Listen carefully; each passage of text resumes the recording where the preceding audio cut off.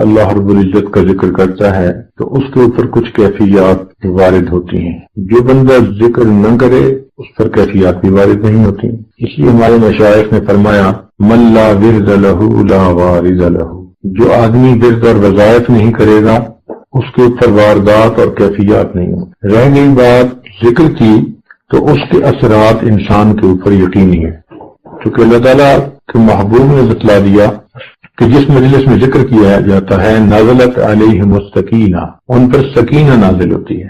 سکینہ کہتے ہیں اللہ تعالیٰ کی رحمت کو، اللہ تعالیٰ کی طرف سے جو خصوصی برکت، رحمت، نور اہل ذکر کے اوپر نازل کیا جاتا ہے اس کو سکینہ کہتے ہیں۔ اور اس سکینہ کے انسان کے اوپر مختلف اثرات ہوتے ہیں۔ کئی مرتبہ اس سکینہ کی وجہ سے انسان کے دل کی پریشانی ختم ہو جاتی ہے۔ یہ بھی ایک پہچان ہے، دل کا اطمینان پا لینا، سکون پا لینا، مطمئن ہو جانا، غموں کا ہجوم انسان کے دل سے دور ہو جانا، طبیعت کا ہلکا پھلکا محسوس کرنا، یہ نشانیاں ہیں اس سکینہ کے نازل ہونے کی۔ بعض اوقات سالک کو اپنے دل میں اللہ تعالیٰ کی محبت میں اضافہ محسوس ہوتا ہے، یہ نشانی ہے اس سکینہ کے نازل ہونے کی۔ بعض مرتبہ انسان کو اپنے گناہوں پہ بہت ندامت ہوتی ہے، رونا آتا ہے، افسوس ہوتا ہے، یہ بھی نشانی ہے اس سکینہ کے نازل ہونے کی۔ بعض اوقات دنیا انسان کو بہت حقیر نظر آنے لگ جاتی ہے، بہت ہی بے وقت نظر آتی ہے، جیسے اس کی تو کوئی حیثیت ہی نہیں، میں اس کے پیچھے جو لگا ہوا ہوں تو میں کس پروردگار کو چھوڑ کر دنیا کے دھوکے میں پڑ گیا ہوں۔ تو دنیا کا حقیر نظر آنا یہ بھی اسی سکینہ کے اثرات ہوتے ہیں۔ کئی مرتبہ انسان کا مرنے کو جی چاہتا ہے، یہ بھی عجیب بات ہے کہ دل میں بات آتی ہے کہ بس جلدی اللہ کے پاس پہنچ جاؤ، یہ بھی ایک کیفیت ہے، یہ بھی اسی سکینہ کے نازل ہونے کی نشانی ہے۔ ایک نوجوان کسی بزرگ کے پاس آیا اور کہنے لگا کہ حضرت مجھے موت سے بہت ڈر لگتا ہے، بہت خوف آتا ہے موت سے۔ انہوں نے کہا بھئی یہ بتاؤ کہ کیا تمہارے پاس کچھ مال پیسہ ہے؟ کہنے لگا جی۔ انہوں نے کہا اس کو اللہ کے راستے میں خرچ کیا کرو اور نیک اعمال کی پابندی کیا کرو۔ اس نے کہا بہت اچھا۔ کچھ عرصہ کے بعد پھر ان کی ملاقات ہوئی، ان بزرگوں نے پوچھا سناؤ بھائی اب طبیعت کیسی ہے؟ وہ کہنے لگا کہ حضرت وہ موت سے خوف تو ختم ہو گیا، مگر حیران اس بات پر ہوں کہ اب تو میرا مرنے کو جی چاہتا ہے، اب تو میرا مرنے کو جی چاہتا ہے، مگر ایسا کیوں ہوا؟ تو ان بزرگوں نے انہیں بات سمجھائی اور مان لے کہ دیکھو بندے کا دل وہیں لگتا ہے جہاں اس کا خزانہ ہوتا ہے۔ پہلے تم نے اپنے آگے کے لیے کوئی سرمایہ جمع نہیں کیا تھا، تمہیں موت سے وحشت، اب تم نے جب آگے سرمایہ بھیج دیا نیکیوں کا، صدقے کا، مال کا، تو جہاں سرمایہ ہوتا ہے بندے کا وہیں جانے کو جی چاہتا۔ تو رحمت کے نازل ہونے کی ایک نشانی یہ بھی ہوتی ہے کہ انسان کا مرنے کو جی چاہتا ہے، موت اچھی لگتی ہے، موت سے وحشت ختم ہو جاتی ہے۔ اور بعض اوقات ایسے بھی ہوتا ہے کہ انسان کو اپنے جو ہے اوپر یہ کیفیت محسوس ہوتی ہے جیسے نیند آ رہی ہے، اونگ کی سی کیفیت محسوس ہوتی ہے۔ یہ جو اونگ کی کیفیت ہے یہ بھی وہی سکینہ کے نازل ہونے کی نشانی ہے، اور اس کی دلیل قرآن مجید سے اللہ تعالیٰ فرماتے ہیں اذ یغشیکم النعاس امنۃ منہ۔ دیکھا میدان بدر میں اللہ تعالیٰ نے رحمت نازل فرمائی، انزل اللہ سکینتہ علی رسولہ وعلی المؤمنین۔ اب قرآن مجید میں ایک جگہ یہ فرمایا کہ اللہ تعالیٰ نے اپنے رسول صلی اللہ علیہ وسلم پر اور ان کے جو خدمت گزار تھے ایمان والے ان پر سکینہ نازل فرمائی، اور پھر ساتھ دوسری کا فرمایا کہ جب تمہارے اوپر اونگ کو طاری کر دیا گیا۔ تو سکینہ کی کئی مرتبہ یہ بھی نشانی ہوتی ہے کہ سالک اونگ محسوس کرتا ہے۔ اچھا یہاں یہ بات بھی ذرا کلیئر سن لیں کہ بعض اوقات کچھ لوگ یہ کمپلینٹ کرتے ہیں کہ حضرت ہم مراقبے میں بیٹھتے تو ہیں، ہمیں بیٹھتے نیند آ جاتی ہے۔ وہ بیچارے ضروری کہ تھکے ہوئے ہوں تو نیند آتی ہے، نہیں، فریش ہوتے ہیں، اور فریش ہونے کے باوجود جیسے ہی مراقبے میں بیٹھتے نیند آ جاتی ہے، وہ بڑے پریشان ہوتے ہیں۔ تو یہ بات سمجھ لیں کہ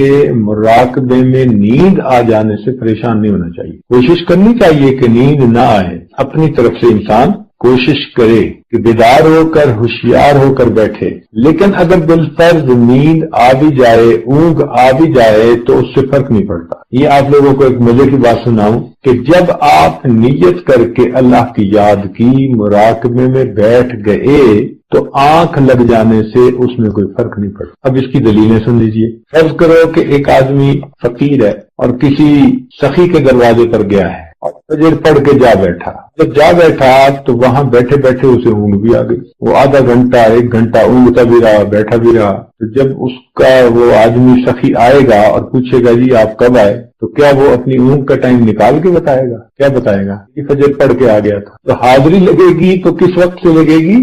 فجر پڑھ کے آ گیا تھا. اور بیٹھے بیٹھے اگر اونگ آ گئی تو وہ تو ایک کیفیت ہے بندے کے اوپر. تو اگر دنیا کے سخی کے دروازے پہ جاؤ تو وہ بیٹھنے کا وقت دیکھتا ہے، درمیان میں اونگ کے وقت کو نظر انداز کر دیتا ہے. تو اگر سخیوں کے پروردگار کے دروازے پہ جا کر بیٹھو تو وہ پھر کیا اونگ کے ٹائم کو نکال دے گا؟ اب اس کی ایک اور پریکٹیکل مثال دوں آپ کو. یہ تو خیر ویسے ہی ایک بات سمجھانے کے لیے تھی.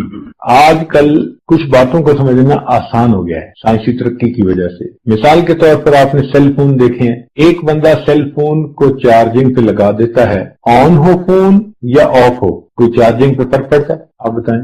فون آن ہو یا فون آف ہو، جب چارجنگ میں لگا دیا تو چارجنگ. تو جب آپ نے مراقبے کی نیت کر کے دل کی بیٹری کو چارجنگ سے جوڑ دیا، اب آپ کی سکرین آن ہے یا آف ہے، اس سے کیا فرق پڑتا ہے؟ اللہ تعالیٰ کی رحمت اترتی ہے اور بندے کے دل کی بیٹری کو چارج کرتی ہے. تو اونگ سے تو بالکل ہی نہیں گھبرانا چاہیے. ہاں اپنی طرف سے کوشش کرنی چاہیے کہ بیدار ہو کر بیٹھے، ہوشیار ہو کر بیٹھے. اس کی وجہ کیا ہے کہ کئی مرتبہ تو نیند یا اونگ تھکاوٹ کی وجہ سے آ جاتی ہے، کئی مرتبہ عادت کی وجہ سے آ جاتی ہے. کچھ لوگوں کی نیند ہی عادت ہی ہوتی ہے اونگنے کی. ذرا ان کی نیند کا سلسلہ ہی ایسا ہوتا ہے، ایور گرین ہوتے ہیں، مطلب جب چاہو ان کو سلا دو. بس انہوں نے مراقبے میں سر جھکایا تو بس اب ان کو یہ پتہ نہیں ہوتا کہ میں نے سر پہلے جھکایا تھا یا مجھے نیند پہلے آئی تھی. یہ نہیں پتا ہوتا ان کو، مگر اس سے فرق نہیں پڑتا. اللہ تعالیٰ تو یہ دیکھیں گے کہ میرا بندہ میری یاد کی نیت کر کے بیٹھا تھا یا نہیں. اچھا تو یہ بتائیں کہ جب آپ بیٹھتے ہیں مراقبے میں تو آپ کی سونے کی نیت تو نہیں نہ ہوتی؟ تو انما الاعمال بالنیات، اعمال کے دار و مدار نیت کے اوپر ہے. ہاں اگر آپ نے نیت ہی کر لی کہ میں اس پوزیشن میں بیٹھ کے سونا چاہتا ہوں، وہ تو بات ہی آ رہا ہے. مگر مراقبے میں بیٹھنے والا تو کوئی بندہ ایسی نیت نہیں کرتا، وہ تو اللہ کی یاد میں بیٹھتا ہے. تو اگر اس دوران اونگ بھی آ جائے تو اس سے کوئی فرق نہیں پڑتا. اور اصل وجہ یہ ہے بھائی کہ وہ جو سکینہ نازل ہوتی ہے نا، اس سکینہ کے نازل ہونے سے کئی مرتبہ انسان پر اونگ کی سی کیفیت ہوتی ہے. وہ اونگ نہیں ہوتی، حقیقت میں وہ سکینہ کے اثرات اس کے اوپر ہوتے ہیں. اس لیے مراقبے میں جو لوگ اونگ رہے ہوتے ہیں نا، وہ باتیں بھی ساری سن رہے ہوتے ہیں. اگر قریب میں کوئی بولے، کوئی آواز آئے، وہ سب باتیں ان کو سنائی دے رہی ہوتی ہیں. تو اس کو نیند نہیں کہتے. تو یہ اونگ کا آ جانا یہ رکاوٹ نہیں ہے. سالک اس کو یہ نہ سمجھے کہ جی بس میں تو ترقی کر ہی نہیں سکتا، مجھے تو فوراً نیند آ جاتی. بیٹھنا ہمارا کام اور رحمتوں کا نازل کرنا یہ پروردگار کا کام. ہم بیٹھے رہیں گے تو پروردگار اپنی رحمتیں نازل فرماتے. تو جب بھی ذکر میں انسان بیٹھتا ہے تو اللہ تعالیٰ کی طرف سے رحمتوں کا نزول ہوتا ہے. نزلت علیہم السکینہ، ان پر سکینہ نازل ہوتی ہے. اب جب سکینہ نازل ہوگی تو بھئی اس کے اثرات تو ہوں گے نا انسان پر. یہ کیسے ہو سکتا ہے کہ رحمت کی بارش ہو اور بندے پہ اثر نہ ہو؟ اثرات تو ہوں گے. جب اثرات ہوں گے تو صاف ظاہر ہے کہ پھر انسان کی کیفیات ہوگی، جو کہ اثرات کی وجہ سے کیفیات ہوتی ہیں. آپ دیکھیں عام طور پر جب بارش برستی ہے نا تو زمین کے اندر سے کچھ نہ کچھ جڑی بوٹیاں ضرور نکل آتی ہیں. ہاں کوئی پتھریلی زمین ہو تو بات اور ہے، ورنہ عام طور پر اس لیے جب بارش کا موسم ہوتا ہے نا، برسات کا موسم، تو خوب ہریالی ہوتی ہے. کہتے ہیں نا جی کہ ساون کے اندھے کو ہرا ہی ہرا نظر آتا ہے. وہ ساون کا موسم ہی ایسا ہے کہ اس میں برسات ہوتی ہے اور برسات کے موسم میں زمین سے خوب کھیتیاں نکلتی ہیں، یعنی پودے نکلتے ہیں. جب اللہ تعالیٰ کی رحمت کی برسات برستی ہے تو انسان کے اندر سے کیفیات کی پودے اور کھیتیاں پھر برآمد ہوتی. کیفیات کو روک نہیں سکتے. ذکر کی وجہ سے بندے کی کوئی نہ کوئی کیفیت ضرور ہوتی ہے. یا تو اس کو اللہ تعالیٰ کی محبت میں اضافہ نظر آئے گا، یا جو کیفیتیں میں نے پہلے بتائیں وہ محسوس ہوں گی.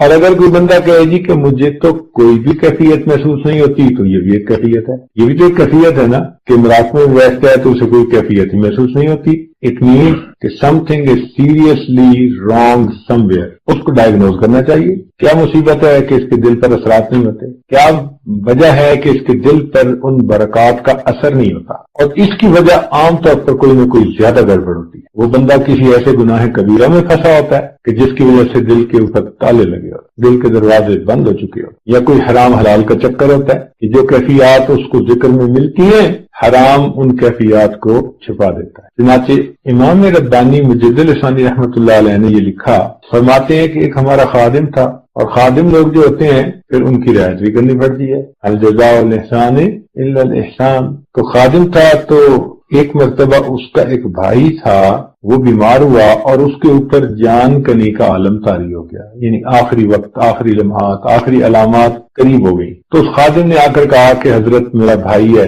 اگر آپ مہربانی فرمائیں تو آپ تشریف لے چلیں، دعا بھی فرما دیں اور اس موقع پر اس پر توجہ بھی فرما دیں، تو اس کا معاملہ اچھا ہو جائے گا، خاتمہ بالخیر ہو جائے گا۔ حضرت فرماتے ہیں کہ میں اس کے ساتھ وہاں گیا، دعا بھی کی اور میں توجہ بھی کی، لیکن توجہ کرنے کے بعد میں نے دیکھا کہ اس کے دل پہ کوئی اثر نہیں۔ فرماتے ہیں میں بہت دیر بیٹھا رہا اور توجہات ڈالتا رہا مگر اس بندے کے دل پہ کوئی اثر نہیں۔ ذرا سوچنے کی بات ہے کہ 1000 سال کا مجدد، اتنی روحانیت والی شخصیت کہ پورے 1000 سال میں جس قدر انسانوں کو فیض پہنچے گا وہ ان کے قلب کے ذریعے سے پہنچے گا۔ مجدد کا یہ مطلب ہے جیسے امت کو فیض پہنچ رہا ہے نبی علیہ السلام کے ذریعے، نبی السلام نے فرمایا انما انا قاسم واللہ یعطی، اللہ تعالیٰ عطا کرنے والا ہے اور میں تو تقسیم کرنے والا۔ تو یہ قلوب کے ذریعے سے، جیسے تار کے ذریعے سے بجلی ہمارے گھر پہنچتی ہے، تار کے ذریعے سے بجلی پہنچتی ہے۔ دیکھیں بھائی، بارش کون برساتا ہے؟ اللہ رب العالمین۔ بارش کون برساتا ہے؟ اللہ تعالیٰ برساتا ہے، مگر بادل اس کے لیے ذریعہ بن جاتا ہے۔ سمجھ گئے؟ اولاد کون دیتا ہے؟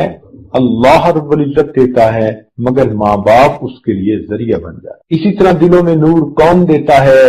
اللہ دیتا ہے، مگر پیر استاد اس کے لیے ذریعہ بن۔ تو یہ تو سمجھ میں آنے والی بات ہے کہ انسان کے دل میں براہ راست اللہ تعالیٰ کی طرف سے نور آ جائے، اس کے لیے قلب کو کسی درجے کا بنانا۔ اب اس کو آپ یوں سمجھ لیں کہ جیسے ایک ہوتا ہے پلانٹ، بجلی کا ہائی وولٹیج پہ ہوتا ہے، اب اس ہائی وولٹیج پلانٹ کے آگے ایک ٹرانسفارمر لگا ہوتا ہے، تو ٹرانسفارمر کے ایک طرف تو یہ بجلی کا بلب لگا ہوتا ہے اور دوسری طرف ہائی وولٹیج ہوتا ہے۔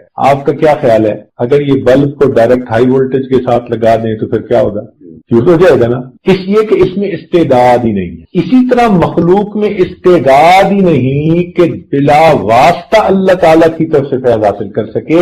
نبی علیہ السلام پوری مخلوق کے لیے اس کا ذریعہ بنے، ان کو اللہ تعالیٰ نے وہ صلاحیت دی، وہ نعمت دی، وہ برکت دی کہ وہ اللہ رب العزت سے براہ راست وہ نعمت حاصل کر سکے۔ اس لیے معراج کے موقع پر اللہ فرماتے ہیں فَأَوْحَىٰ إِلَىٰ عَبْدِهِ مَا۔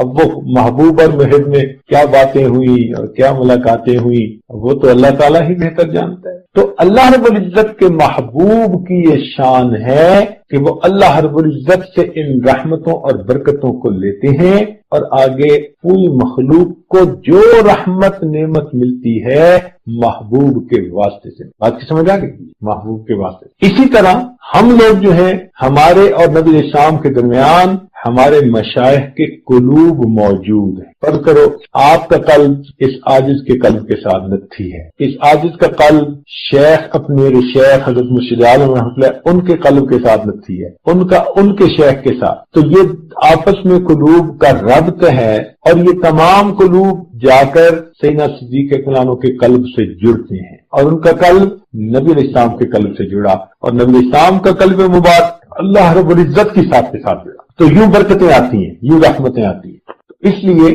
اب اس آدمی کو جو مراقبے میں بیٹھتا ہے، یہ جب مراقبے میں بیٹھے گا تو اس کو کیفیات تو محسوس ہوں گی ہی صحیح، اور اگر کیفیت محسوس نہیں ہو سکتی تو یہ بھی کیفیت ہے، اس کی بھی کوئی نہ کوئی ریزن ہے۔ تو میں بات آپ کو سنا رہا تھا امام ربانی مجد لسانی رحمۃ اللہ علیہ کہ 1000 سال کا مجدد، امت کے علماء نے متفقہ طور پر ان کے لیے یہ لفظ استعمال کیا مجدد الفسانی، یہ جو ہجرت کے بعد دوسرا 1000 سال گزر رہا ہے، اس میں جتنے اولیاء کسی بھی سلسلہ کے ہوں، کسی بھی رتبے کے ہوں، ان کو جو فیض پہنچ رہا ہے، کیونکہ وہ چاروں سلسلوں کے بزرگ تھے، امام ربانی مجدد ثانی رحمۃ اللہ علیہ وہ چاروں سلاسل کے بزرگ تھے، ان کو چاروں نسبتیں حاصل تھیں، لیکن اللہ تعالیٰ نے ظاہر میں ان سے نقشبندی یا نسبت کا کام لیا تھا ظاہر میں، لیکن جتنا یہ فیض آگے چل رہا ہے یہ ان کے ذریعے سے چل رہا ہے۔ اب آپ سوچتے ہیں اس روحانیت کا بندہ اگر کسی بندے پر بیٹھ کر توجہ کر رہا ہے تو پھر دل پہ تو اس کا اثر لازمی ہونا چاہیے،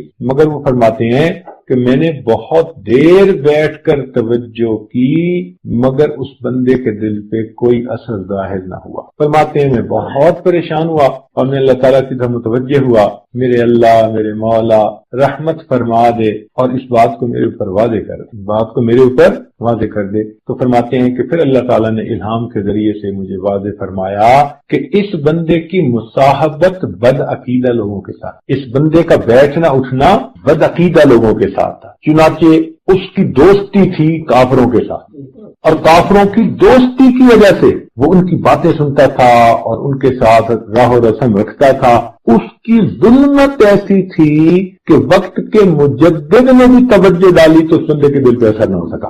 تو اگر انسان مراقبے میں بیٹھے اور اس کو کیفیت کچھ بھی محسوس نہ ہو تو یہ انڈیکیشن ہے کہ یہ ECU سیکشن کا مریض ہے، ایکسٹینسو کیئر یونٹ، اس کو وہاں داخلہ دینا چاہیے، اس کو جا کے ہاسپٹلائز ہونا چاہیے، گھر بیٹھ کے علاج نہیں ہوگا۔ جب ذرا بڑی بیماری ہوتی ہے نا تو پھر لے کے بھاگتے ہیں یا نہیں ہاسپٹل میں بندے کو، کہتے ہیں کہ ہم گھر سے نہیں جانے دیں گے، بیوی کہتی ہے جی میں نہیں جانے دیتی، والد کہتا ہے، والدہ کہتی ہے نہیں، سب کہتے ہیں جلدی لے جاؤ جلدی لے جاؤ، بھگاتے ہیں جلدی لے جاؤ۔ اسی طرح بعض لوگ روحانی اعتبار سے ECU سیکشن کے مریض ہوتے ہیں، ان کو بھی پھر شیخ کے پاس آ کے ایڈمٹ ہونا پڑتا، پھر ان کو خانقاہ میں کچھ وقت ساتھ گزارنا پڑتا، پھر ان کو سفر میں حضر میں شیخ کی صحبت میں رہنا پڑتا ہے۔ یہ وہ مبارک لوگ ہیں کہ جن کا کلام دوا اور جن کی نظر شفا ہو۔ کیوں بھائی آج کل شعاؤں سے علاج ہوتا ہے نا، پہلے زمانے میں یہ بات سمجھنی مشکل تھی، میں نے بتایا نا کہ آج کچھ باتیں سمجھنی آسان ہو گئی ہیں۔ دیکھیں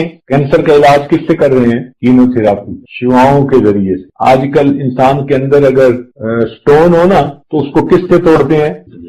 لیزر کے ذریعے۔ تو اگر دنیا کی بیماریوں کا علاج شعاؤں کے ذریعے سے ہو سکتا ہے تو کیا روحانی بیماریوں کا علاج شعاؤں کے ذریعے سے نہیں ہو سکتا؟ تو یہ مشائخ کی نگاہیں بھی تو شعائیں ہوتی ہیں، تو اس لیے یہ نگاہ جو ہے نا، تیرا علاج نظر کے سوا کچھ اور نہیں، تیرا علاج نظر کے سوا کچھ اور نہیں، تو نظر کا اثر ہوتا ہے۔ اچھا اس کی دلیل شرعی طور پر دوں میں، پاس میں آتا ہے ایک صحابی تھے تو ان پر اثر ہو گیا، بیماری محسوس کرنے لگے، تو نبی اسلام نے فرمایا کہ بھئی تمہیں اپنے فلاں بھائی کی نظر لگ گئی، تو اس کو اتارنے کا طریقہ بتا دیا۔ اور حدیث پاک میں آتا ہے العین حق، کہ نظر کا لگ جانا ٹھیک ہے، نظر لگ جاتی ہے، نظر اپنا اثر کر دیتی ہے۔ اب بتائیں جس نظر کے اندر دشمنی ہے، حسد ہے، عداوت ہے، بغض ہے، حرص ہے، طمع ہے، اگر وہ نظر دوسرے بندے پہ اثر دکھا دیتی ہے تو اللہ والوں کی وہ نظر جس کے اندر رحمت ہو، شفقت ہو، محبت ہو، عنایت ہو،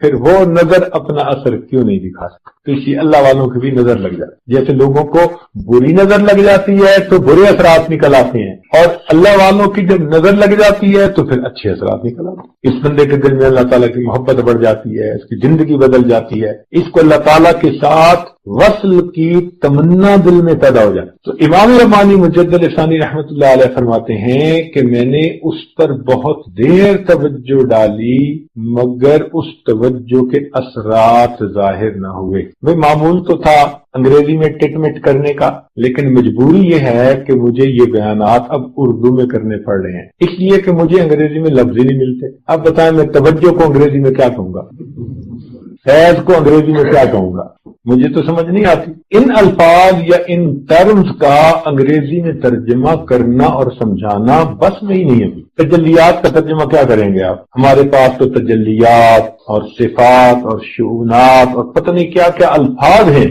ہر لفظ صحیح معنوں میں سمجھا دیتا ہے کہ کیا چیز نازل ہو رہی۔ تو اس لیے چونکہ مجھے خاص ٹاپک پہ گفتگو کرنی تھی، ذکر قلبی کے اوپر۔ اب دیکھیں ایک بندے کا قلب جاری ہو گیا، آپ سمجھ گئے نا، لیکن انگریزی میں کیسے سمجھاؤں گا؟ یہ ذرا انگریزی والے بیٹھے ہوئے ہیں ماشاءاللہ، یہ بتا دیں کہ جی انگریزی میں قلب جاری ہونے کو کیا کہتے ہیں؟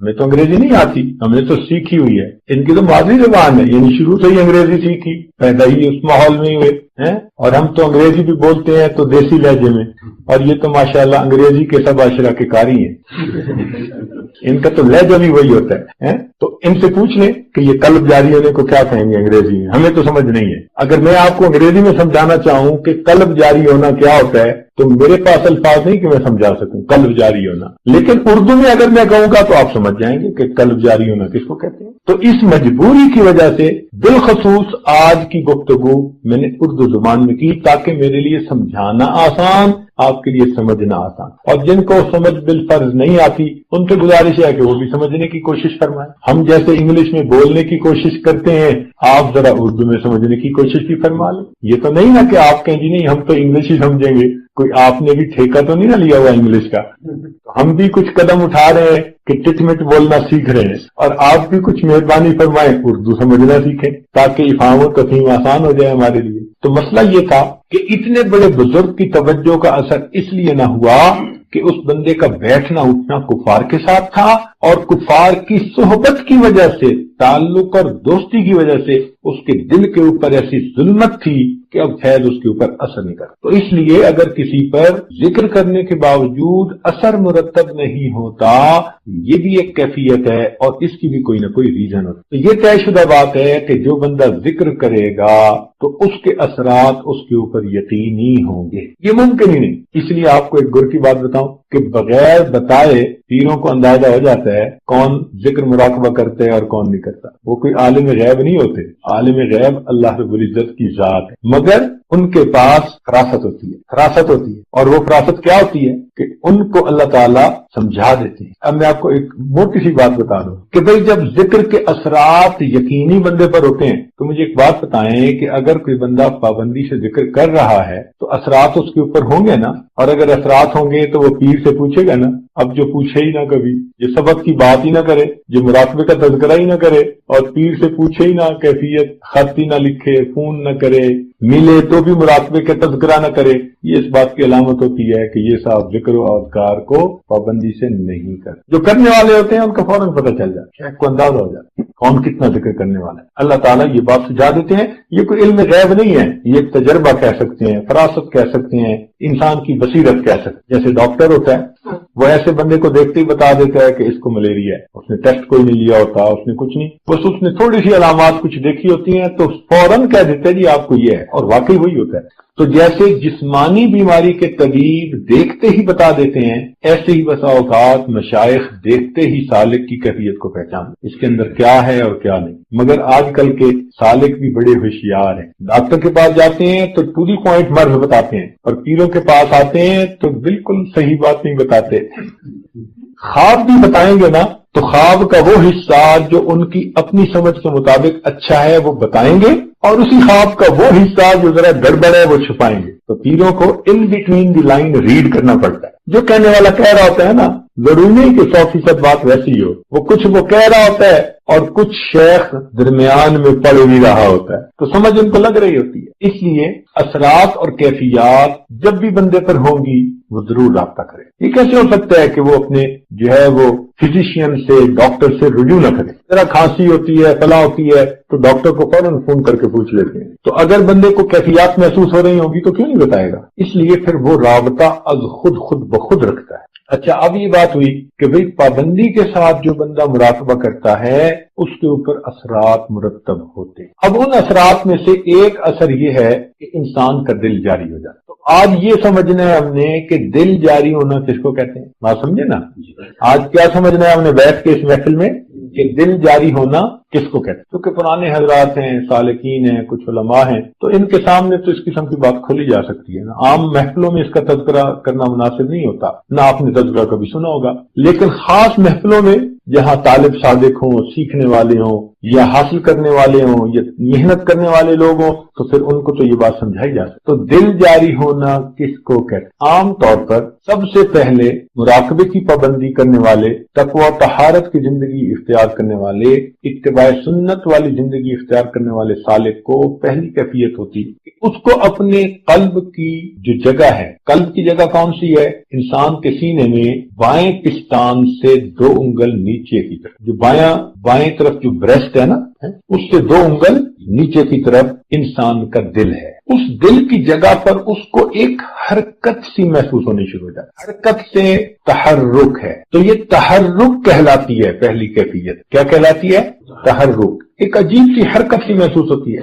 آپ نے دیکھا ہوگا کہ کبھی بیٹھے بیٹھے انسان کا گوشت پھڑکنے لگ جاتا ہے، کبھی بازو کا، کبھی کمر کا، تو وہ جو گوشت پھڑکتا سا ہے نا، یہ اس سے ملتی جلتی سی کیفیت۔ تو انسان کو باقاعدہ اپنے دل کی اس جگہ پر ایک کیفیت سی محسوس ہوتی ہے جیسے کوئی چیز پھڑک رہی ہے۔ دل کا دھڑکنا اور ہے اور ذکر کی وجہ سے اس کا پھڑکنا اور ہے، یہ الگ چیزیں ہیں، یہ دو ایک چیزیں نہیں ہیں۔ یہ جو قلب کی دھڑکن ہے اس کو کہتے ہیں پلپیٹیشن آف ہارٹ، دل کا دھڑکنا۔ یہ تو 1 منٹ میں 70 مرتبہ 75 مرتبہ بندے کا دل دھڑکتا ہے۔ زیادہ تیز چل لے گا اور بھاگنا شروع کر دے گا تو 100 مرتبہ دھڑکن چلی جائے گی، 120 مرتبہ چلی جائے گی، بہت زیادہ بھاگے گا تو 130 مرتبہ چلی جائے گی۔ تو یہ تو دھڑکن جو ہے یہ تو تھوڑی ہوتی ہے، لیکن وہ جو پھڑکن سی محسوس ہوتی ہے نا انسان کو لطیفہ میں، وہ بہت تیز، وہ کیا ہوتی ہے؟ بہت تیز ہوتی ہے۔ ارتعاش محسوس ہوتا ہے انسان کو، اپنے اس لطیفہ کی جگہ پر کیا محسوس ہوتا ہے؟ ارتعاش۔ اب اس کی مثال میں آپ کو سمجھاؤں کہ فرض کرو کہ انسان کسی بڑی بس کے اندر بیٹھا ہے اور سٹارٹ کر کے وہ بس کھڑی ہوئی ہے، سٹارٹ حالت میں انجن چل رہا ہے، تو جو لوگ اس کے اندر بیٹھیں گے نا وہ محسوس کریں گے کہ جیسے ان کے جسم جو ہے نا سارے کے سارے تھوڑے تھوڑے ہل رہے ہیں۔ وہ جو ہلکی سی ایک وائبریشن محسوس کر رہا ہوتا ہے نا بندہ، وہ وائبریشن انسان کو اپنے لطیفے میں محسوس، تو کچھ لوگوں کو تو باقاعدہ دل کی وہ پھڑکن محسوس بھی ہوتی ہے، ذرا توجہ کریں تو ان کو وہ ایک کیفیت سی محسوس ہوگی جو تیز ہوگی، وہ دل کی دھڑکن نہیں ہوگی، وہ بلکہ دل کی پھڑکن ہوگی، ارتعاش ہوگا، ایک وائبریشن قسم کی ہوگی جو دھڑکن سے بہت تیز ہوگی، جو دل کی دھڑکن بہت تیز ہوگی، وہ اس کو اپنی کیفیت محسوس۔ نماز ایسی ہوتی ہے کہ فرشتے ان کی نماز کو پھٹے ہوئے کپڑے کی طرح ان کے منہ پہ مار دیتے ہیں، یہ ہے تمہاری نماز، کھڑے مسلح پہ تھے اور پہنچے ہوئے کہاں تھے، اللہ کو تمہاری ایسی نماز کی کوئی حاجت نہیں۔ تو اگر اللہ ہماری ایسی غفلت والی نمازوں کو بھی قبول فرما لیتا ہے تو یہ اللہ کی رحمت کا معاملہ ہے، ہمارے عملوں کی خوبی نہیں ہے۔ تو اگر کوئی کہے کہ جی میں نفسانی شیطانی وساوت سے بھی بچا ہوا ہوں، تو اس کو چاہیے کہ اخلاص کی کمی کے اوپر توبہ کرے، کیونکہ کوئی بندہ بھی نہیں کہہ سکتا کہ میرے اندر اخلاص میں کوئی کمی نہیں ہے۔ حدیث پاک میں ہے کہ الناس کلہم ہالکون الا العاملون، سارے کے سارے انسان ہلاک ہونے والے ہیں سوائے ان کے جو عمل کرنے والے ہیں، والعاملون کلہم ہالکون الا المخلصون، اور عمل کرنے والے سب ہلاکت میں پڑنے والے ہیں سوائے ان کے جو مخلص ہیں، والمخلصون علی خطر عظیم، اور مخلص بھی بڑے خطرے میں ہیں، پتہ نہیں ان کا اخلاص بھی اللہ کے ہاں قبول ہوتا ہے یا نہیں ہوتا۔ تو اگر مخلص بھی خطرے میں ہے تو بھئی ہمارا کیا حال ہے؟ اس لیے مشائخ نے لکھا ہے ہر بندے کو توبہ کرنی چاہیے، کافر کو کفر سے، عام مومن کو کبیرہ گناہ سے، اور نیک لوگوں کو وساوت سے، نفسانی شیطانی سے، اور جو کہے کہ مجھے نفسانی شیطانی وساوت بھی تنگ نہیں کرتے تو اس کو کمی اخلاص کے اوپر توبہ کرنی چاہیے۔ توبہ کب تک کی جا سکتی ہے؟